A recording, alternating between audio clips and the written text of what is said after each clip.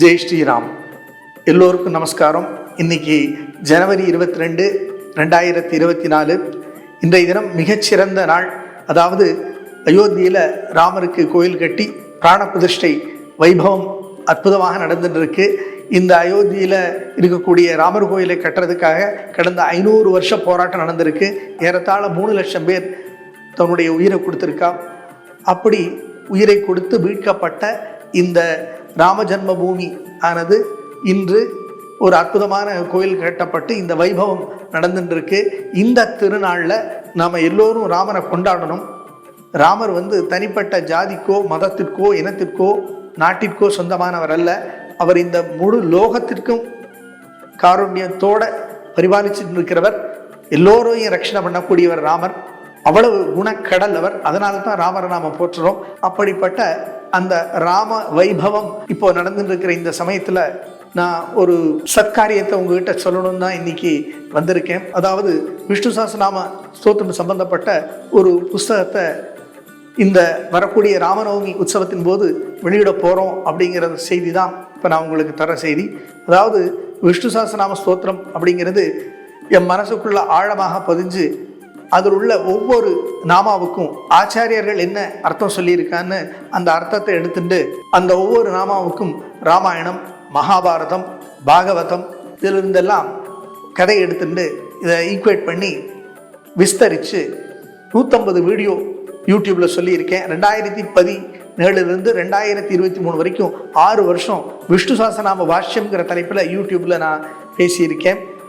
அந்த தமிழில் உள்ள அந்த விஷயத்தை இப்போது இங்கிலீஷில் ஒரு புஸ்தகமாக வெளியிடுறோம். அந்த புஸ்தகமாக வெளியிடுறதுக்கு முக்கிய காரணமாக முன்னெடுத்து இருக்கிறவர் சென்னையை சேர்ந்த ஸ்ரீ ஆனந்த்ஜி. அவர் தலைமையில் ஒரு டீம் ஃபார்ம் பண்ணி டிரான்ஸ்லேட்டர்ஸ் ஸ்ரீமதி குமுதா வாசுதேவன்ஜி, ஸ்ரீ வாசுதேவன்ஜி, ஸ்ரீமதி அபிராமி இவரெல்லாம் டிரான்ஸ்லேட் பண்ணியிருக்கா. அதே போல் அந்த புஸ்தகத்தில் உள்ள இலஸ்ட்ரேஷன்ஸ் படங்களை எல்லாம் குமாரி முக்தா ஆனந்த் வரைஞ்சிருக்கா. இந்த புஸ்தகத்துக்கு ஆலோசகர்களாக லக்ஷ்மி நரசிம்மன்ஜி, கீர்த்திவாசன்ஜி இருந்திருக்கா. Shri Arunji from Sivakasi printing responsibility எடுத்துட்டுருக்கார்.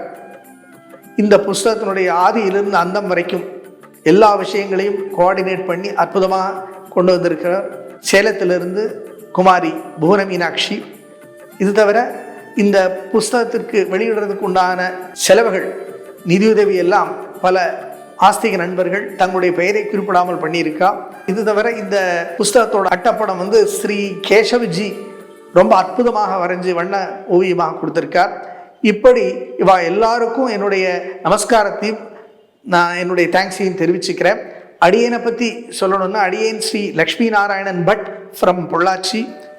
I am affected by muscular dystrophy, confined to wheelchair, having no strength below my neck. Still the fire of service has been burning in me since 1983. I have taught nearly 4,000 students, mostly from the underprivileged section of the society, and still the service is going on, and my quest for spirituality has landed me in Vishnu Sahasranama, and the culmination is the book Katha Sagar, Stories from Vishnu Sahasranama. I request all of you to take the book to every nook and corner of the world and spread bhakti. அதாவது பக்தி பெருகினால்தான் நம்முடைய பாரத கலாச்சாரமும் பண்பாடும் பாரம்பரியம் சிறக்கும். நம்முடைய கலாச்சாரம், பண்பாடு, நம்முடைய தர்மம் இதெல்லாம் சிறக்கும் பொழுது நம்முடைய பாரதம் ரட்சிக்கப்படும். பாரதம் ரட்சிக்கப்படும் பொழுது இந்த லோகமே ரட்சிக்கப்படும். இந்த புஸ்தகத்தை பற்றிய அறிவிப்பையும் இந்த புஸ்தகத்தையும் அயோத்தி ராமனுடைய பாதத்தில் சமர்ப்பித்து வேண்டிக்கிறேன். நன்றி. ஜெய் ஸ்ரீராம்.